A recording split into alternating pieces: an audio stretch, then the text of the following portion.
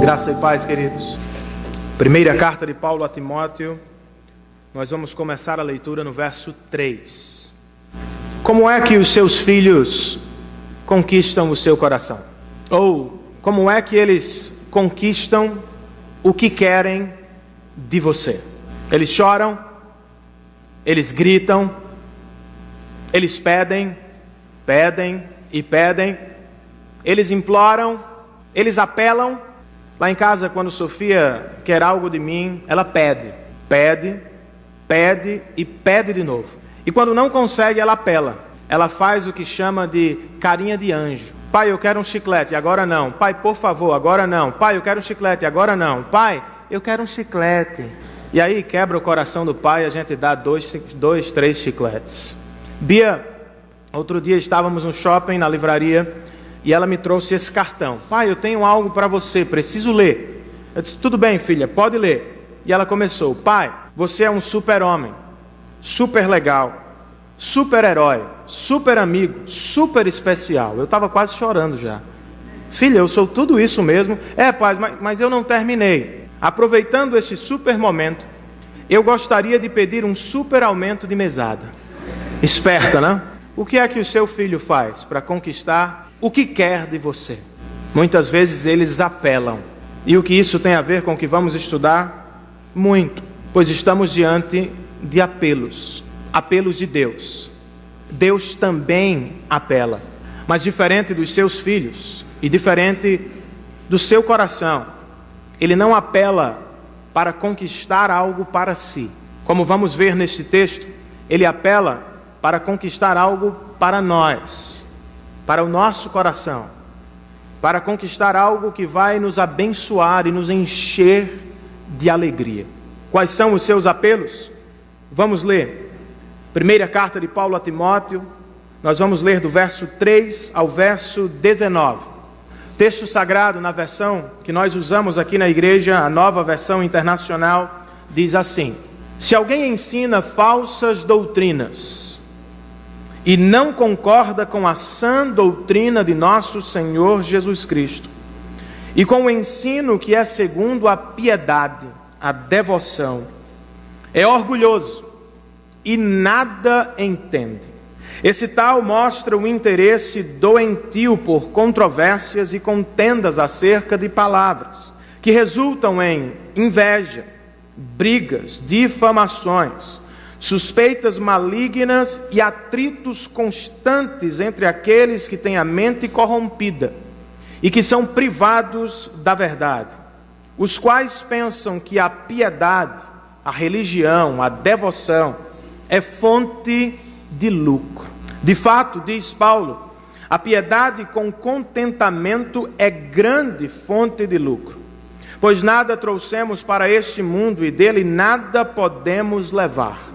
Por isso, tendo o que comer e com que vestir-nos, estejamos com isso satisfeitos. Os que querem ficar ricos caem em tentação, em armadilhas e em muitos desejos descontrolados e nocivos, que levam os homens a mergulharem na ruína e na destruição. Pois o amor ao dinheiro é a raiz de todos os males. Algumas pessoas, por cobiçarem o dinheiro, desviaram-se da fé e se atormentaram com muitos sofrimentos. Você, porém, homem de Deus, fuja de tudo isso e busque a justiça, a piedade, a fé, o amor, a perseverança e a mansidão. Combata o bom combate da fé. Tome posse da vida eterna, para a qual você foi chamado e fez a boa confissão na presença de muitas testemunhas.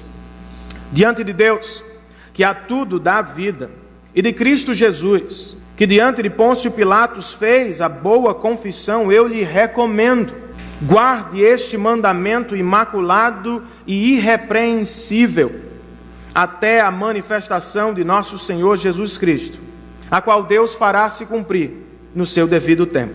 Ele é o bendito e único soberano, o Rei dos reis e Senhor dos senhores, o único que é imortal e habita em luz inacessível, a quem ninguém viu nem pode ver. A Ele sejam honra e poder para sempre. Amém.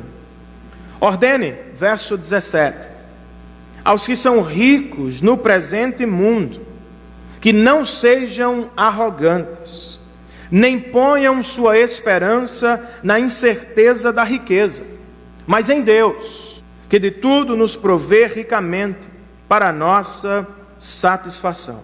Ordene-lhes que pratiquem o bem, sejam ricos em boas obras, generosos e prontos a repartir.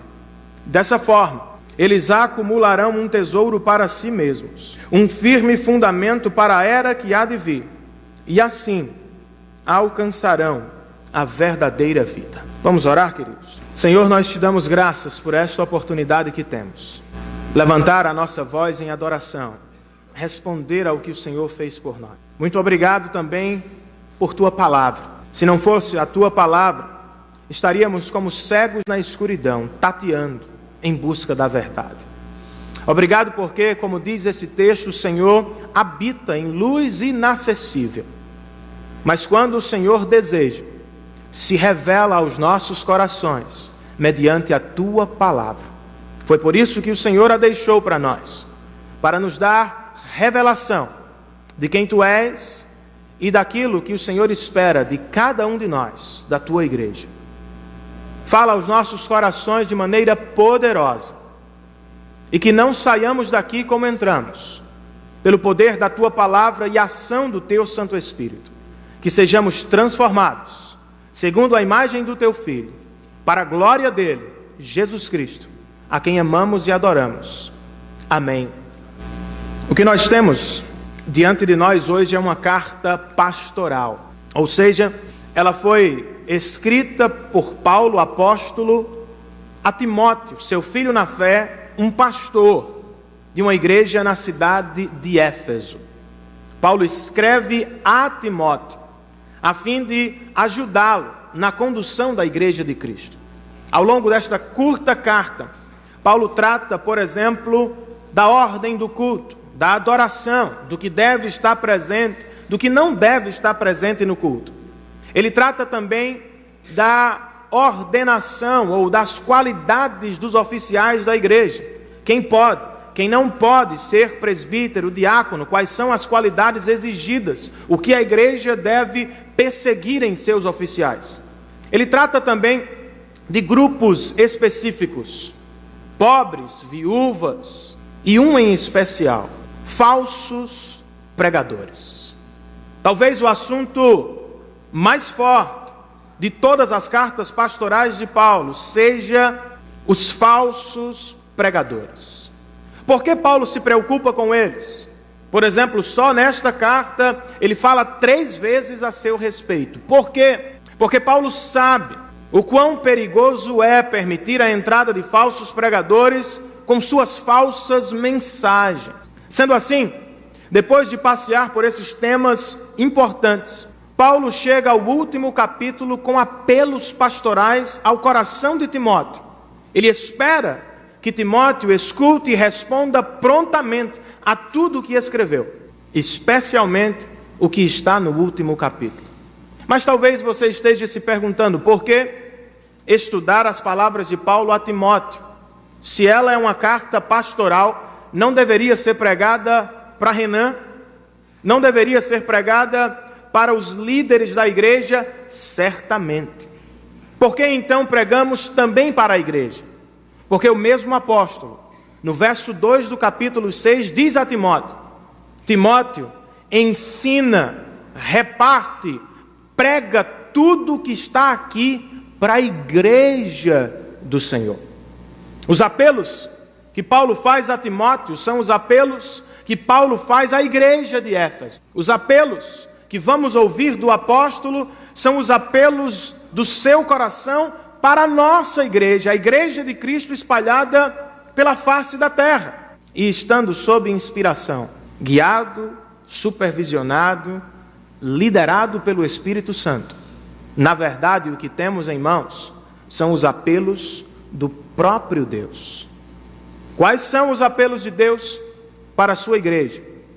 Hoje, em especial, para a nossa igreja. O que Deus espera de nós, o que Ele espera, deseja ver nos nossos corações. Eu registrei 4 apelos que Deus faz aqui, entre os versos 3 e 19, e eu os coloquei na segunda página do seu boletim informativo. Se você desejar, você pode me acompanhar nas divisões principais desta mensagem.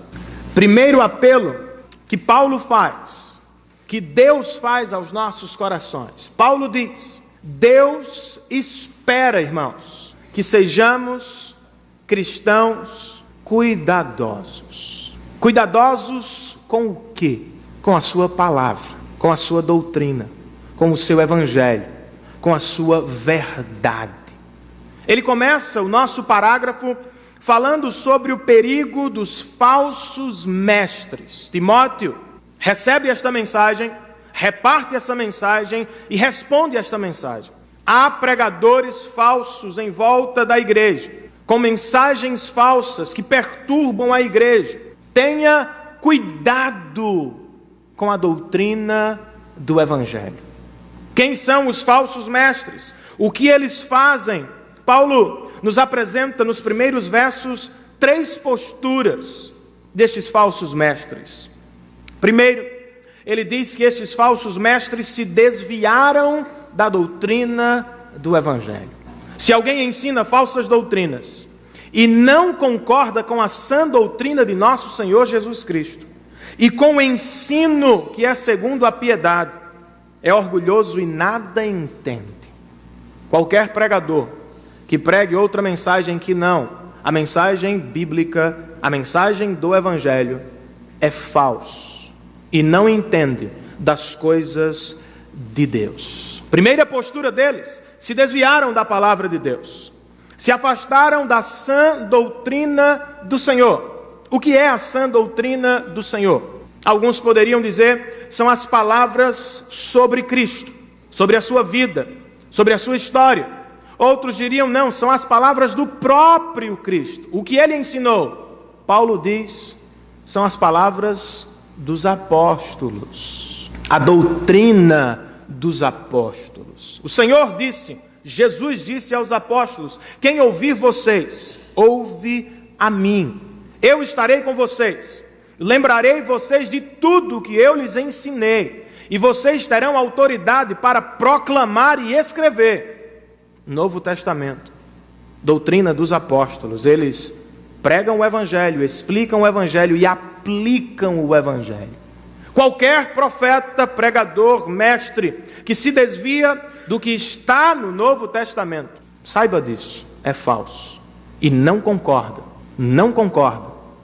com a palavra de Deus, a palavra de Jesus.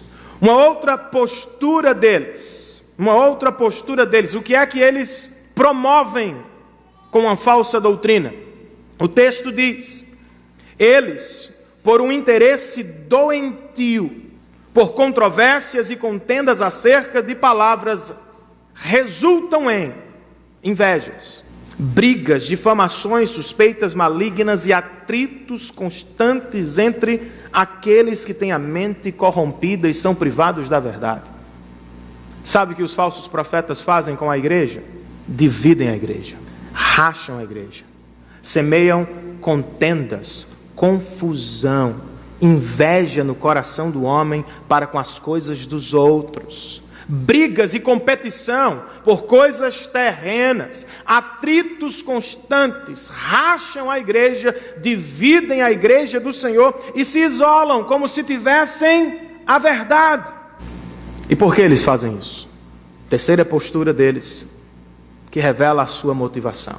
Eles pregam um falso evangelho, que divide a igreja em muitas, porque eles fizeram da religião fonte de lucro, interesses pessoais em jogo. Eles querem ficar ricos, e eles querem fazer isso usando a religião do coração do homem. Em outras palavras, Paulo está dizendo a Timóteo: tenha cuidado com estes falsos pregadores, não os deixe entrar na igreja, falar qualquer coisa que seja. Guarde a doutrina do Evangelho, proteja a igreja e diga à igreja que ela faça o mesmo. Como é que a gente se protege, irmãos? Como é que nos protegemos dos falsos pregadores e de suas falsas mensagens? Eu sugiro alguns testes que me foram sugeridos pelo Dr. John Stott. É um dos textos que eu usei para fazer esta mensagem. Faça o teste da origem. Ouvindo uma mensagem na televisão, ouvindo um pastor por trás do púlpito, ouvindo uma pregação na praça, no rádio, seja onde for, faça o teste da origem. Esta mensagem vem da Bíblia ou essa mensagem vem da cabeça do pregador?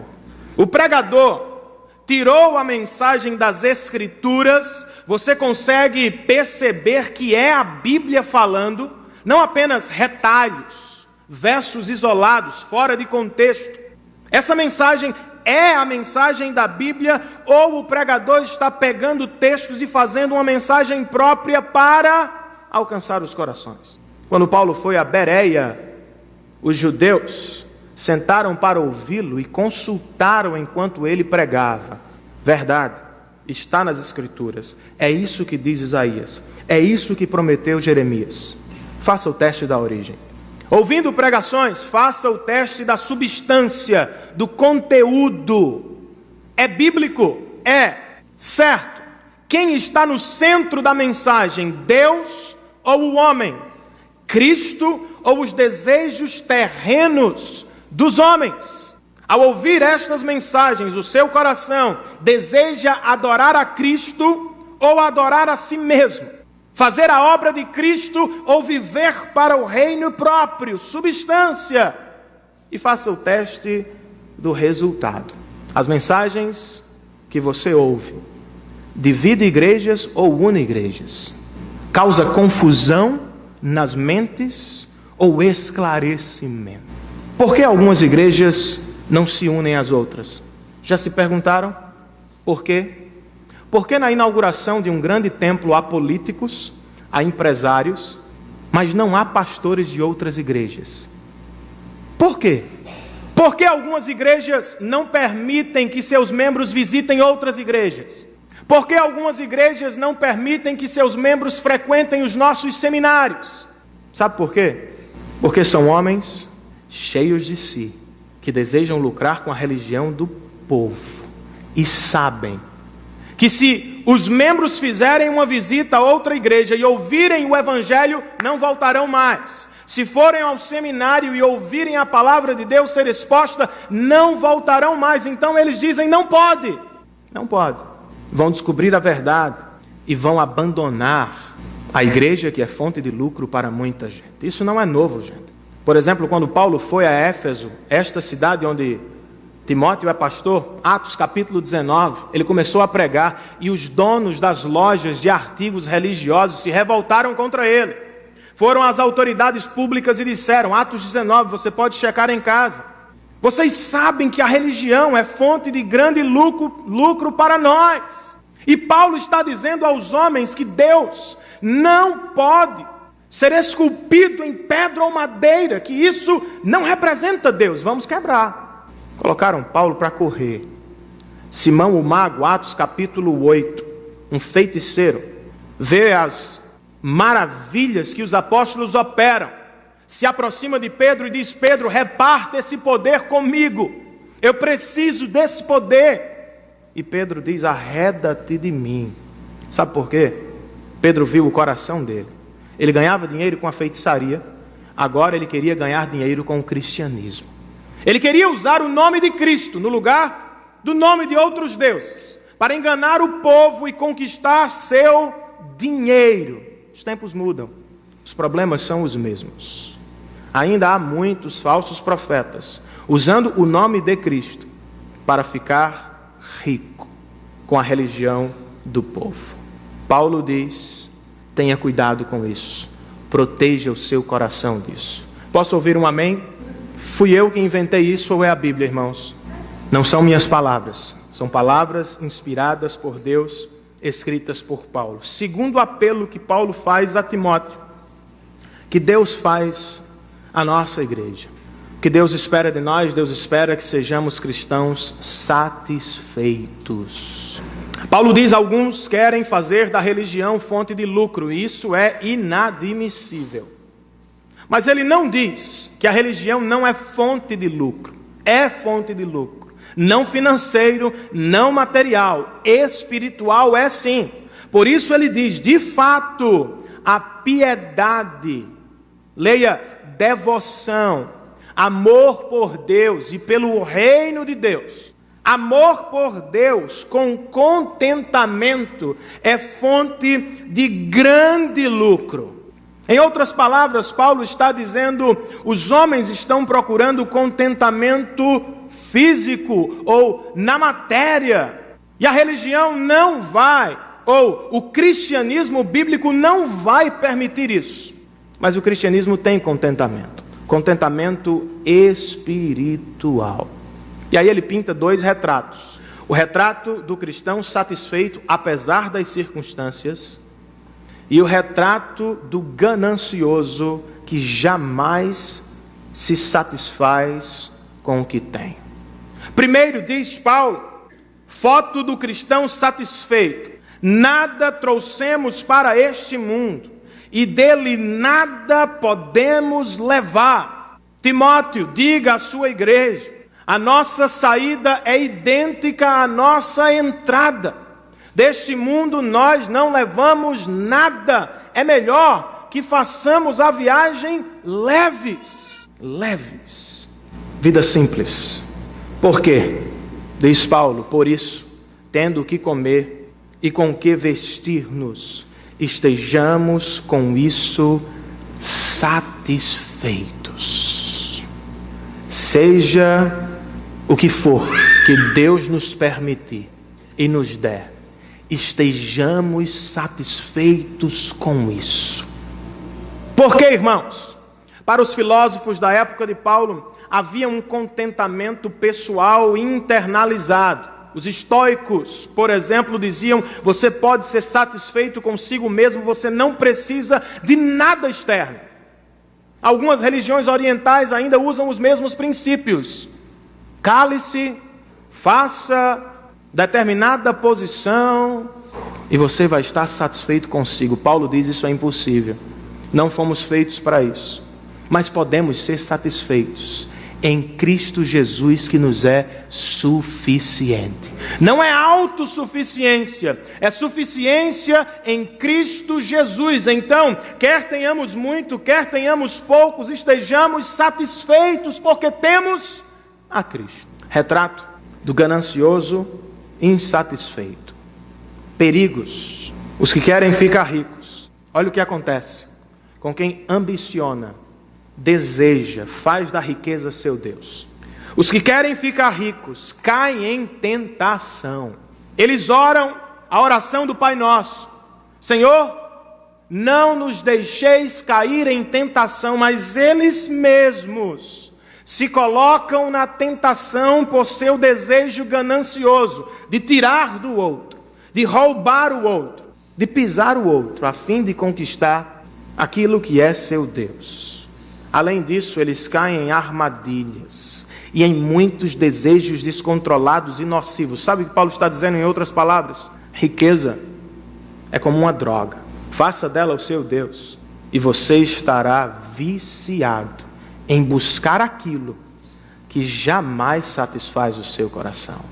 Viciado e condenado a jamais encontrar a verdadeira alegria. Resultado, terceiro estágio para aqueles que fazem da riqueza um Deus: eles mergulham na ruína e na destruição. Eles são tentados, eles fazem o que não deveriam ter feito, caem em armadilhas, tornam-se viciados nesta busca insaciável e, por fim, naufragam. É a imagem que Paulo pinta: um barco afundando em ruínas e destruições. Depois deste quadro, ele nos apresenta o famoso provérbio: o amor ao dinheiro é a raiz de todos os males. Note, não é o dinheiro, é o amor ao dinheiro. Não é o dinheiro em si, e sim a nossa atitude diante dele. Note outra coisa, ele não é a única razão de todos os males, ele é uma razão. Quais males? Os que ele acabou de listar, e dois últimos, muito importantes. Algumas pessoas, por cobiçarem o dinheiro, por fazerem do dinheiro um Deus, desviaram-se da fé e se atormentaram com muitos sofrimentos. Não é possível servir a Deus e ao dinheiro ao mesmo tempo. O próprio Jesus disse isso. Você vai adorar um e aborrecer o outro. Não tem como. Você se desviará se o dinheiro for seu Deus. E se você não resolver isso, você vai abandonar Cristo. É o que Paulo está dizendo. Isso é por demais perigoso. Além disso, você vai encher sua vida com muito sofrimento, preocupação exacerbada, ansiedade sem fim, medo de perder o que conquistou. E por fim, a vida eterna. A descoberta de que tudo o que você buscou não resolvia, não preenchia na terra e não preencherá na eternidade. Quer ser um cristão satisfeito? Um cristão feliz em Deus? Em que foto você se encontra mais? Aqui, no cristão satisfeito em Cristo ou no pecador que busca satisfação longe de Cristo? Com quem você se parece mais? E como podemos ser cristãos satisfeitos? Eu acho que esse texto nos oferece pelo menos 3 conselhos. Primeiro deles, quebre o seu ídolo, chamado riqueza, antes que ele quebre o seu coração. Paulo está dizendo, se você não resolver isso, Timóteo, se a igreja de Éfeso não atentar para isso, se não quebrarem este ídolo, eles vão encher suas vidas com muito sofrimento, e isso vai partir o coração deles. Faça do dinheiro um Deus, e você estará atraindo frustração e decepção para a sua vida. No mínimo duas. Ele jamais vai realizar o seu coração. Não realizando o seu coração, você se tornará um viciado e viverá sob condenação, sempre perseguindo o que jamais pode encontrar no dinheiro. E outro, a qualquer momento, ele passará e você deixará de ter aquilo que você pensou que resolveria a sua vida. Quer um conselho, amigo? Quebre esse ídolo chamado dinheiro, chamado riqueza. Não faça dele o seu Deus, senão ele quebrará o seu coração a qualquer momento. E o que nós fazemos então? Segundo o conselho de Paulo, contraproposta: não faça do dinheiro o seu Deus, sua riqueza. Faça de Cristo a maior riqueza do seu coração, e nele você encontrará satisfação plena e perpétua. O problema não é o dinheiro, o problema não é a viagem, o problema não é a casa, o problema não é a conta, o problema não é o cinema, o problema não é a roupa, o problema não é o tênis, o problema não é o prédio, o problema é o que nós esperamos deles. Se fazemos destas coisas nossos deuses, nós esperamos que eles nos salvem, nos preencham, nos realizam, e eles não podem. Não porque são maus em si mesmos, mas porque não foram criados para isso. Só Cristo, só Deus, pode satisfazer o nosso coração, não apenas uma vez, mas para sempre. Louvado seja o nome de Jesus para sempre. Terceiro e último conselho desta parte do texto: quer ser um cristão satisfeito, meu irmão? Tenha uma vida simples, por favor, e seja grato por aquilo que Deus já te deu. Quantas pessoas você conhece que vivem no futuro? Quando eu fizer a viagem, serei feliz. Quando eu conquistar isso, estarei satisfeito. Quando? E a pessoa vive no futuro, esperando amanhã para ser feliz. Paulo está dizendo: parem com isso. Sejam gratos a Deus pelo presente. Vocês já receberam tanto. Louvem a Deus por isso. Não esperem uma mudança de padrão de vida para ser feliz. Mantenha o padrão que você tem. Se possível, diminua. Retroceda, volte atrás. Imite o seu Salvador. Ele não foi um homem rico. Ele não tinha muitas posses, não tinha milhares de pares de sapatos. Ele viveu uma vida simples e ainda assim, sempre foi a pessoa mais satisfeita deste universo. Imite o seu Salvador e diga ao mundo que o seu Deus não é a camisa, não é o tênis, não é o carro. Abra mão de ter algumas coisas que você pode, para dizer às pessoas que a sua alegria não está nisso, mas sim no Senhor. E faça isso. Tenha um padrão simples. Resolva não gastar mais, para doar mais, para a glória de Deus. Vou chegar nesta parte, mas no desenrolar da mensagem. Terceiro apelo que Deus nos faz nesse texto de 1 Timóteo. O que Deus espera da nossa igreja, o que Deus espera de você que nos visita hoje aqui. Deus espera que sejamos cristãos piedosos. Piedosos, segundo Paulo, homens de Deus, mulheres de Deus.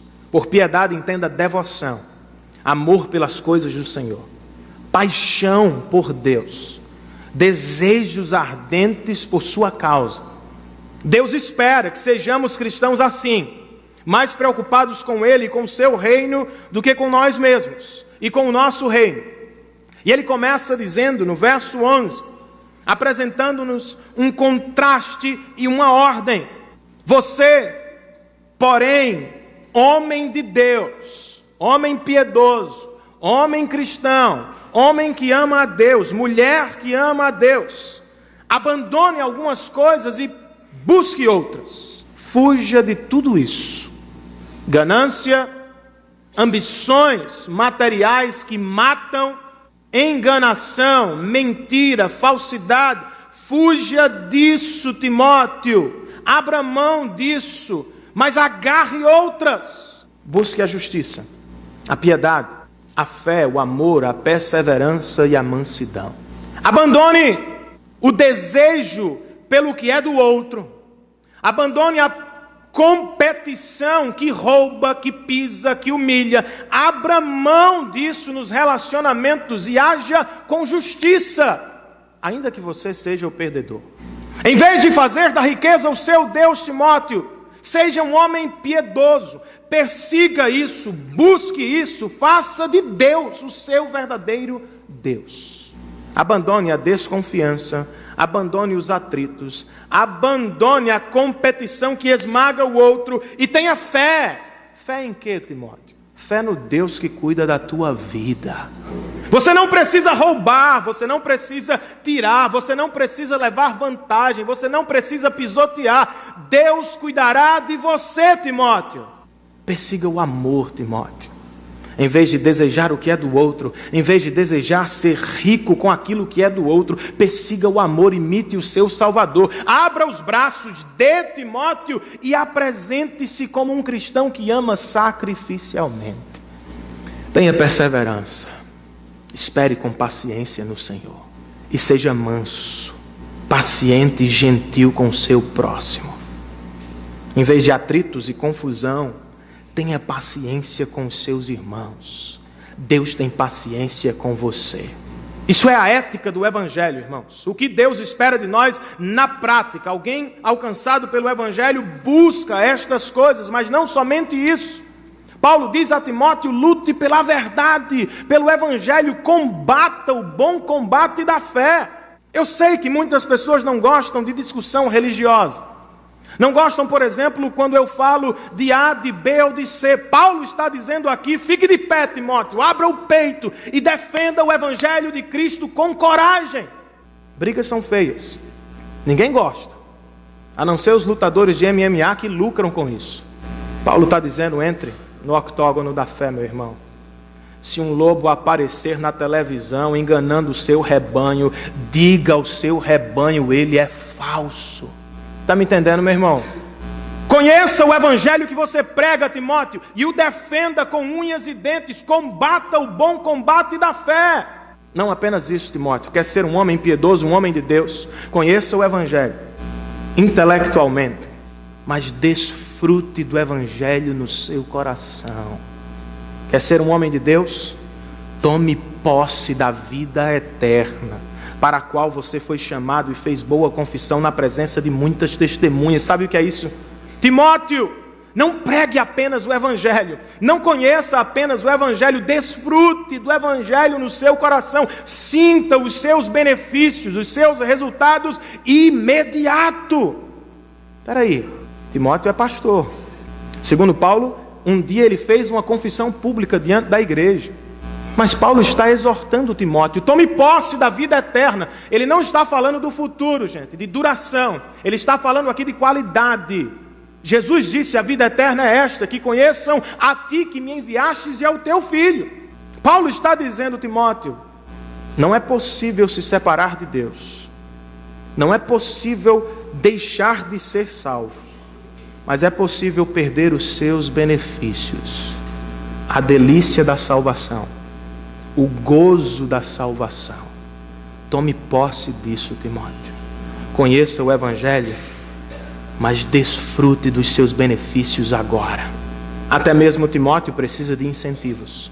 E Paulo o incentiva.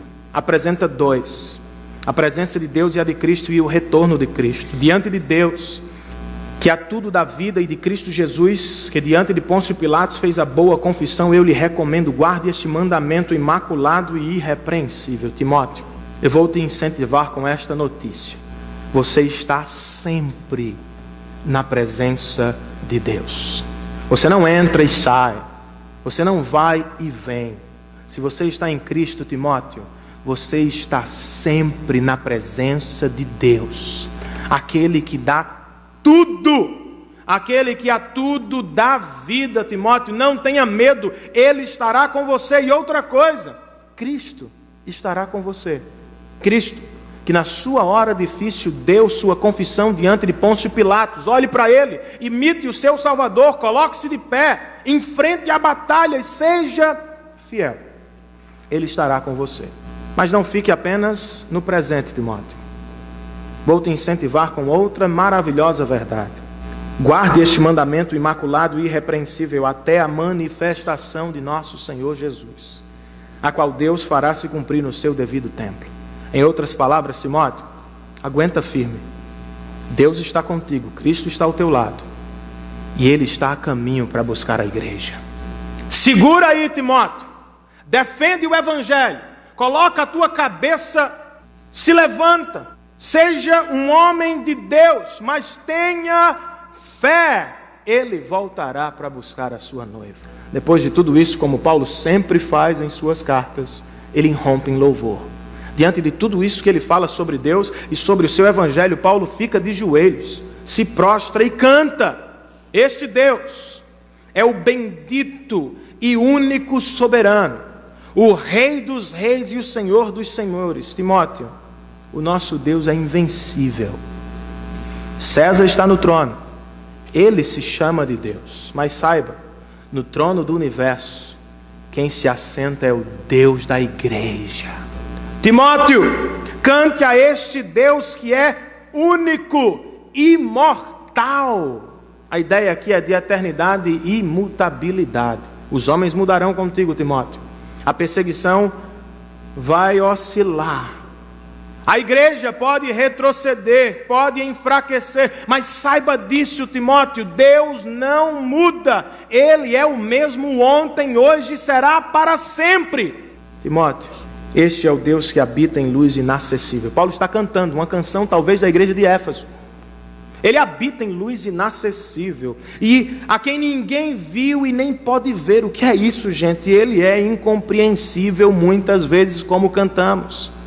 Mas Timóteo, lembre-se, ele habita em luz inacessível, ninguém pode vê-lo, mas em Cristo Jesus ele nos deu sua revelação última. Quando ele quer, Timóteo, ele se revela aos nossos corações. Quer ser um homem de Deus, meu irmão? Quer ser uma mulher de Deus? Quer ser um cristão piedoso? Alguns conselhos de Paulo aqui, eu vou inverter a ordem. Primeiro, conheça o Evangelho de Jesus Cristo. Não estou falando, gente, de história de Jesus Cristo. Ele nasceu em Belém, viveu em Nazaré, pregou na Judéia, na Galiléia, morreu em Jerusalém, ressuscitou e foi visto. Todo mundo aqui sabe disso, sabe? Não estou falando disso. O Evangelho é mais do que história, é mais do que uma cantata, é mais do que falar dos acontecimentos da vida de Cristo. Quando eu digo conheça o Evangelho, eu estou dizendo conheça o significado do Evangelho. Conheça o significado por trás do nascimento virginal de Cristo, da vida perfeita de Cristo, do seu sacrifício na cruz. Conheça o significado, por que Ele veio, por que viveu, por que morreu na cruz. Por que teria Ele de morrer numa cruz? Não poderia Ele nos salvar sem a cruz? Perguntei a uma senhora numa livraria. Na verdade, não perguntei a uma senhora.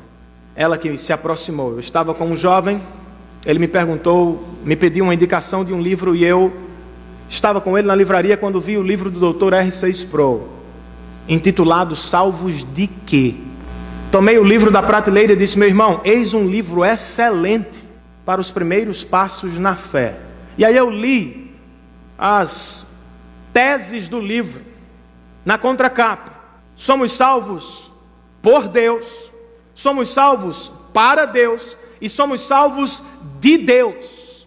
A mulher que estava me vendendo o livro disse: santo Deus, o que foi que você disse, meu irmão? Eu vou repetir, querida: salvo por Deus, salvo para Deus e salvo de Deus. Ela: não, essa última parte está errada. Então Paulo está errado, as escrituras estão erradas, o Dr. Sproul está errado.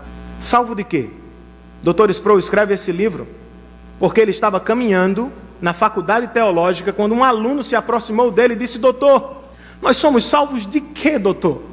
Eu cresci na igreja, eu conheço a história de Cristo, mas eu fui salvo de quê? Meu irmão, nós precisamos conhecer o Evangelho. Para ser um homem e uma mulher de Deus, nós precisamos amar este livro. Posso ouvir um amém?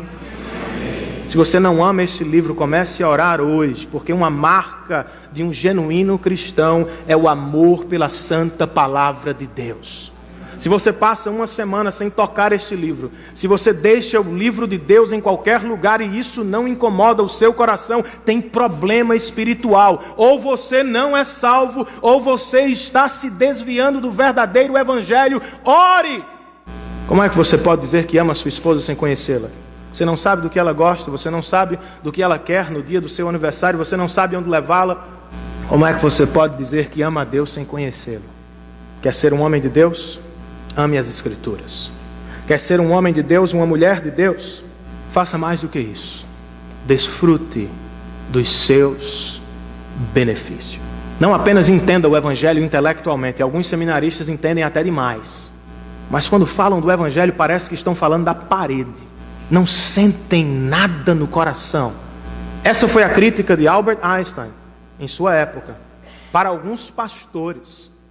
Ele disse: eu conheço e adoro muito mais ao Deus da igreja do que a própria igreja, muitas vezes, porque quando vou ouvir alguns pastores, eles falam como se estivessem falando de qualquer pessoa.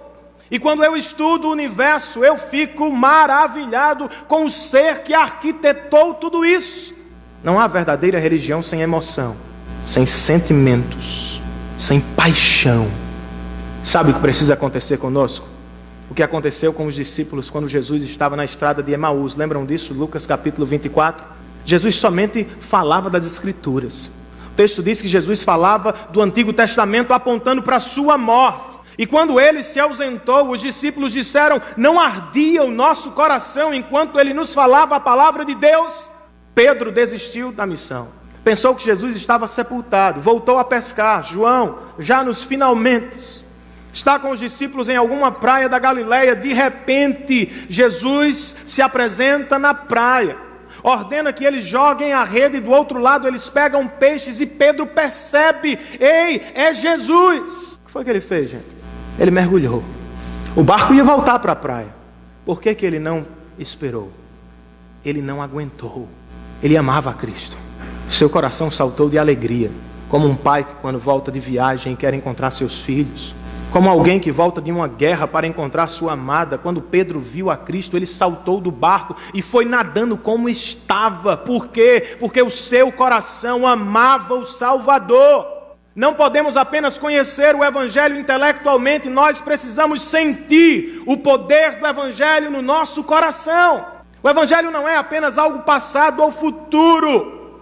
O Evangelho é algo muito presente. Há inúmeros benefícios. Sou salvo, por isso nunca serei expulso da presença de Deus. Isso é bom ou ruim, irmãos? Sou salvo, por isso eu fui aceito por Deus em Cristo. Jamais serei rejeitado. Não importa o que faço ou deixe de fazer, eu estou na presença de Deus. Isso para mim é muita coisa.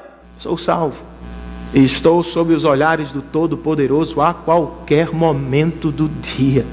Por isso eu não temerei as más notícias, por isso eu não temerei o mal. Disse o salmista Davi: ainda que eu ande pelo vale da sombra da morte, não temerei o mal. Por quê? Não foi apenas porque eu conheço, eu sei, eu sinto, tu estás comigo, o teu cajado e o teu bordão me consolam. Quer ser um homem de Deus? Conheça o Evangelho, desfrute do Evangelho, viva o Evangelho. O Evangelho também tem desdobramentos práticos, éticos. Eu diria, parafraseando Paulo, fuja do pecado e corra para a Bíblia Sagrada. Nós somos bons em correr. Corremos de tudo que amedronta o nosso coração. Você correria se notasse a aproximação de um ladrão. E corremos para alcançar tudo que é precioso para o nosso coração. Carreira, filhos, família. Sim ou não, gente? Paulo está dizendo o mesmo, em proporções gigantescas. Empreendam o mesmo esforço. Fujam do pecado e da vida pecaminosa e corram para buscar a vida de Deus. Tenha medo de trapacear alguém, de levar vantagem sobre alguém, de ganhar ilicitamente. Tenha medo de fazer algumas coisas que você sabe que são pecados. Em vez disso, corra para Deus e diga: Senhor, eu quero que o Senhor seja tudo para mim. Não preciso de tudo que o mundo me diz que preciso. Eu preciso de Ti. Amém, queridos? Quer ser um homem e uma mulher de Deus? Cante, louve a Deus em resposta ao Evangelho de Jesus Cristo. Paulo faz isso sempre. Em Romanos, depois da doutrina da justificação, ele... ó profundidade das riquezas e do conhecimento e da sabedoria. Romanos capítulo 11, Filipenses capítulo 2, depois de dizer aos irmãos: sejam humildes. Ele canta uma canção da igreja: sejam humildes como Cristo foi humilde. Ele canta, aqui ele está cantando outra vez, depois de meditar em Deus e no seu Evangelho, ele responde com canções. Uma das marcas do cristão é o desejo por adorar a Deus. Por isso que cantamos antes e depois. Não é para ser diferente. É porque nós amamos responder ao que ouvimos do próprio Deus.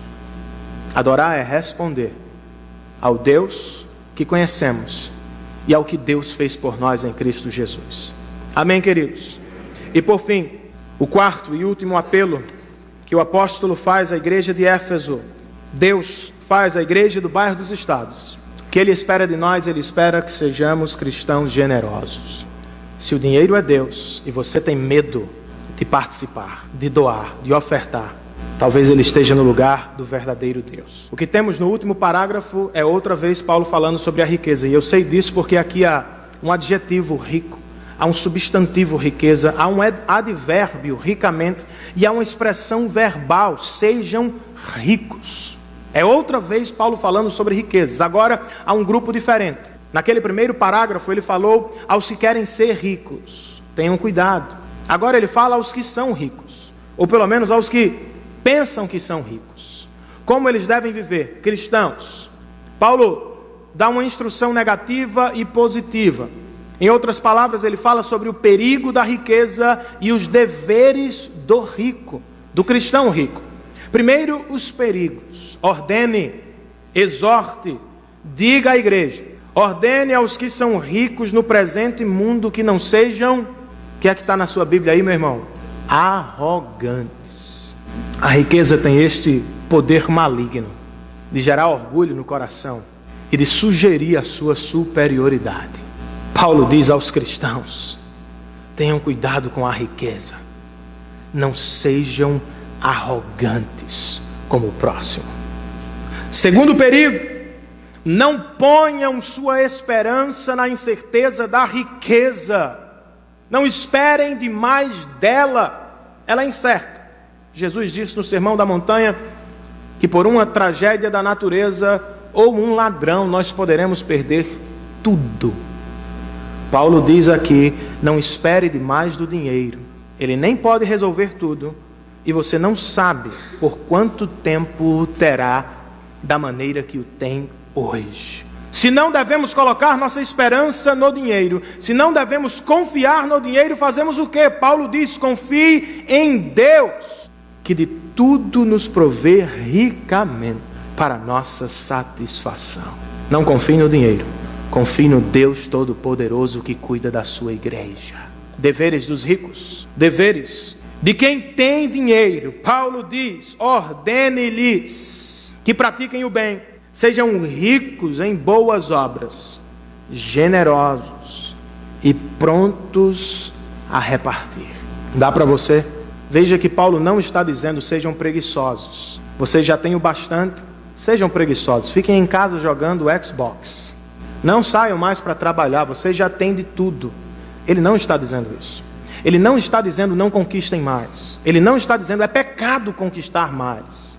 Ele não está dizendo é pecado ser rico. Ele está dizendo persigam ainda mais a riqueza. Sejam ainda mais ricos. Para quê? Para que vocês sejam ricos em boas obras, generosos e prontos a repartir. Isso é o que Deus espera de você e de mim. Essa é a maneira que Ele espera que lidemos com o nosso dinheiro. Dessa forma, diz Paulo, os que lidam com o dinheiro à moda de Deus, eles acumularão um tesouro para si mesmos, um firme fundamento para a era que há de vir, e assim alcançarão a verdadeira vida. Um desafio, uma promessa e uma proporção. O desafio: mostrem ao mundo que o dinheiro não é o seu Deus. Mostrem ao mundo que vocês são diferentes do mundo.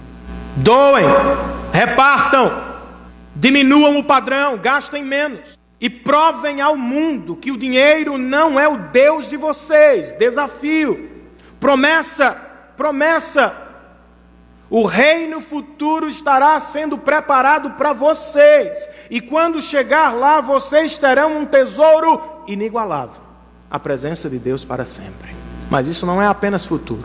Paulo diz: quem vive assim alcança a verdadeira vida. Jesus disse: a vida, disse a um homem ganancioso, a vida não consiste no número de bens que alguém possui. A vida não consiste de riquezas e de dinheiro. A verdadeira vida só pode ser encontrada na presença de Deus. Como é que nos apropriamos desse texto? Talvez você diga: eu não sou rico, esse texto não se aplica ao meu coração. E eu digo para você, provavelmente você é mais rico do que grande parte da população mundial. Diria aos jovens: você talvez não seja muito rico ainda, está em formação, mas talvez você seja um dia, e eu oro para que assim seja.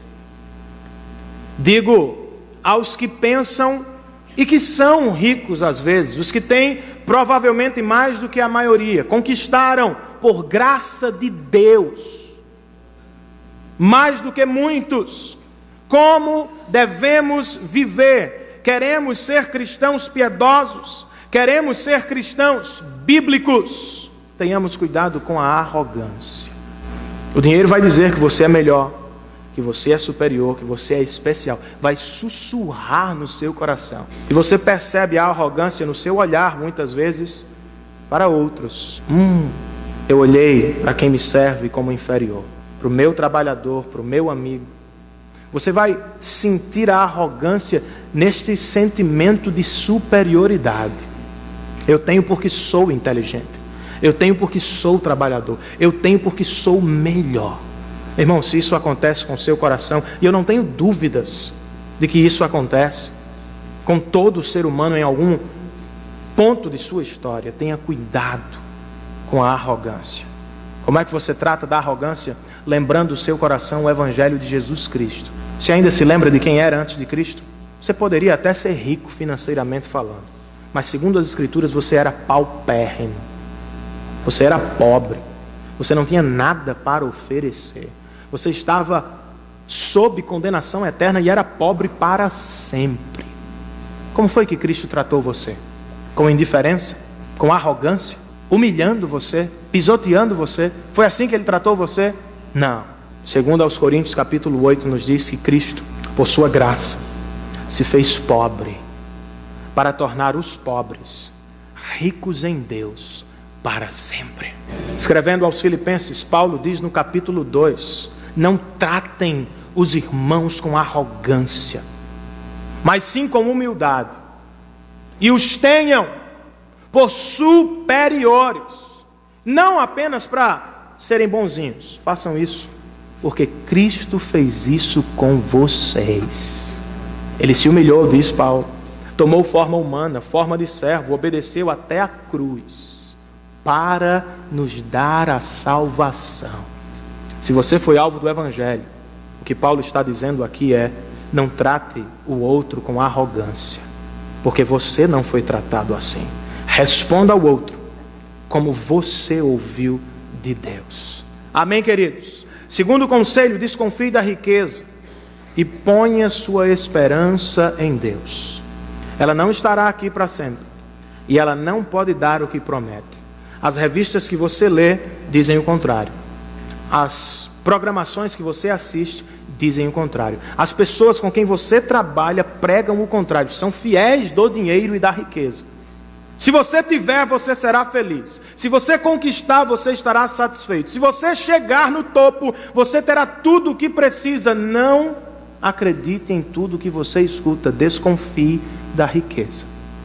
Há muitos ricos que encheram sua vida de sofrimento, que tiraram sua vida. Faça uma pesquisa.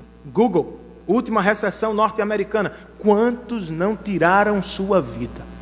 Por quê? Porque fizeram da riqueza seu Deus. Em vez disso, ponha sua esperança em Deus. Não é a sua conta bancária que vai livrá-lo do dia mau. É o Deus Todo-Poderoso a quem você serve. Não é o dinheiro que vai resolver todas as suas dificuldades. Não é o dinheiro que vai estar do seu lado para resolver todos os seus problemas. Você e eu sabemos que há muita coisa que não conseguimos resolver com dinheiro.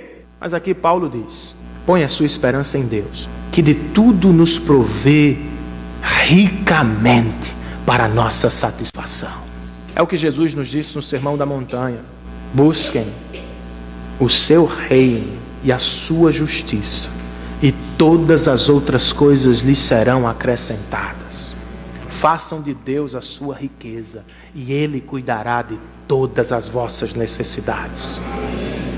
E por fim, seja rico. Seja rico em repartir e generoso com a obra de Deus. Não é pecado ser rico. Não é pecado desejar um aumento. Não é pecado. Não é pecado ter uma casa grande. Não é pecado ter um bom carro. Não é pecado ter boas coisas. É pecado fazer delas um Deus e de usá-las com arrogância.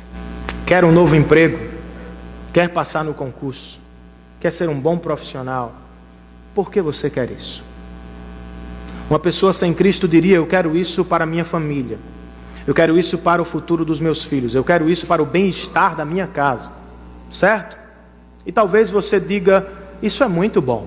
Paulo diz: isso é pecado. Quer ter mais dinheiro, meu irmão? Tenha. Pelos motivos certos. Deseje uma promoção, porque você deseja promover o reino de Deus. Sonhe com um bom lugar, num bom trabalho, não apenas para si e para a sua casa. Diz Paulo: quer ser rico? Seja. Mas não seja rico apenas para si, seja rico para a obra de Deus, seja rico para o reino de Deus, seja rico em plantar igrejas, seja rico em pregar o evangelho, seja rico em sustentar obreiros. Sabe por quê, irmãos? Quando chegarmos lá, Jesus não vai nos perguntar quantas casas temos, quantos carros compramos, quantos sapatos temos, ou quantas vezes fomos a tal lugar. O que Ele vai nos perguntar é: quantas almas vocês ajudaram a ouvir o Evangelho? Quantos missionários estiveram no campo porque vocês doaram? Quantas igrejas foram plantadas? Sabe por quê? Essas coisas que desejamos como os pagãos ficarão por aqui. Não vai subir piscina para o céu. Não vai subir carro da moda para o céu. Não vai subir roupa de marca para o céu. Isso não tem valor para Deus. O que importa, o que preocupa a Deus, são pessoas perdidas que precisam desesperadamente ouvir o Evangelho. Eu desafio você, meu irmão, tenha mais, mas gaste menos, para doar mais para a glória de Deus. Como é que seus filhos conquistam seu coração? O que eles fazem? Apelam, choram, pedem. Eu fico e sou tocado pelas astúcias das minhas filhas. Mas nada move mais o meu coração do que perceber em seus corações amor por Deus e por seu reino. 2 semanas fizemos o culto missionário. Levi nos mostrou fotos de uma escola que construímos, que ficou sem teto. Mostrou também uma igreja que visitamos, sem cadeiras. Deixamos o culto, entramos no carro e a primeira fala de Bia foi: pai, eu quero doar minha mesada para o teto da escola na África. Fiquei feliz, mas disse: filha, graças a Deus nós já recebemos a oferta para o teto. E aí você diz: ela deve ter ficado feliz, vai comprar bonecas, vai comprar bala, vai comprar... Não, irmãos, ela não ficou triste porque ia segurar o dinheiro. Ela disse: que bom, pai, então eu vou comprar cadeiras para a glória de Deus. Você está pronto a repartir o que tem? Você está pronto a trabalhar, a levantar amanhã, segunda-feira, para conquistar clientes, atender pacientes, vender imóveis, para promover o reino de Deus, a sua justiça, o seu evangelho? Você está pronto a responder ao grande amor de Deus por você, com grandes investimentos, com grandes ofertas? Não esperando receber, mas porque você sabe que já recebeu. Veja onde você está hoje. Se o dinheiro é um problema constante, se é um alvo constante das suas orações mais egoístas, Senhor, me dá, arrependa-se hoje. Arrependa-se e peça ao Senhor. Diga: Senhor, eu quero que o Senhor seja a minha riqueza. Eu não quero viver para camisas de marca, eu não quero viver para sapatos de marca, pouco me importa. Eu quero ter uma vida simples, para doar mais, investir mais e enviar o teu evangelho para os 4 cantos desta terra.